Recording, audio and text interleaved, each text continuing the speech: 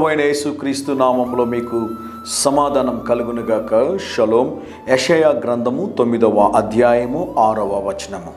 ఆశ్చర్యకరుడు నిన్నటి దినాన మనం ధ్యానించాం. ఈరోజు ఆలోచనకర్త.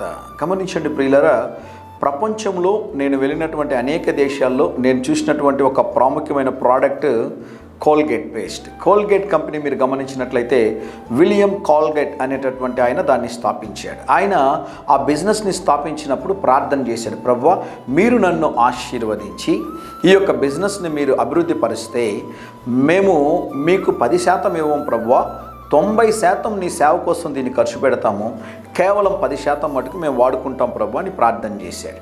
దేవుడిచ్చిన ఆలోచన ఏంటో తెలుసా? విలియం కోల్గేట్కి దేవుడు ఆ యొక్క పేస్ట్ యొక్క మూతి సైజుని పెంచమని చెప్పాడు. వెంటనే ఆఫీస్కి వెళ్ళి అక్కడ ఉన్నటువంటి ఇంజనీర్ని సైంటిస్టులు పిలిచి ఒక మాట చెప్పాడు, అయ్యా మన యొక్క పేస్ట్ ఆ ముందర ఉన్నటువంటి ఆ మూతి సైజు ఉంది కదా, దాని డైమెన్షన్ కొంచెం పెంచండి అని చెప్పాడు. అక్కడ ఉన్నవారు అడిగారు, దీనివల్ల ప్రయోజనం ఏముందని అడిగారు. నేను ప్రార్థన చేస్తున్నప్పుడు దేవుడు నాకు ఈ చక్కని ఆలోచన ఇచ్చాడు కనుక దేవుడు ఇచ్చినటువంటి ఆలోచన ఆ పేస్ట్ యొక్క మూతి సైజును పెంచండి అన్నాడు. ఆ పేస్ట్ యొక్క మూతి సైజును పెంచారు.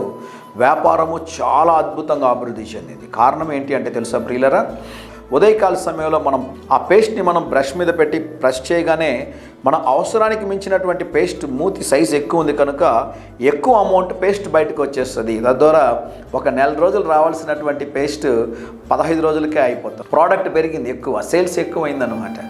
దేవుడు చక్కని ఆలోచనలు ఇస్తాడు. దేవుడు ఎవరికి ఆలోచన ఇస్తారో తెలుసా? ఎవరైతే దేవుని సన్నిధిలో కనిపెడతారో, ఎవరైతే దేవుని సహాయం కోసం ఎదురు చూస్తారో. మునుపటి మాసంలో నేను జ్ఞాపకం చేశాను, ఒకని హృదయంలో కలిగేటటువంటి ఆలోచన అతను చేయుచున్నదన్నీ కూడా అతని దృష్టికి అనుకూలంగా అనిపిస్తాయంట. మీరు చేస్తున్నటువంటి కార్యాల్లో దేవుని యొక్క ఆలోచన కొరకు, దేవుని యొక్క చిత్తం కొరకు ఎదురు చూస్తూ ఉన్నారా?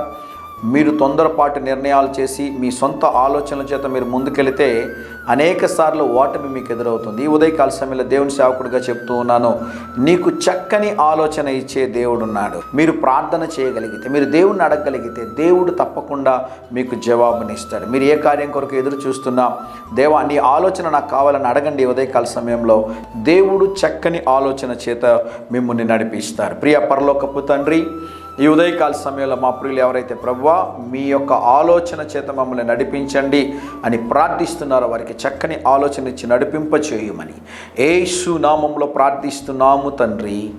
Amen, amen.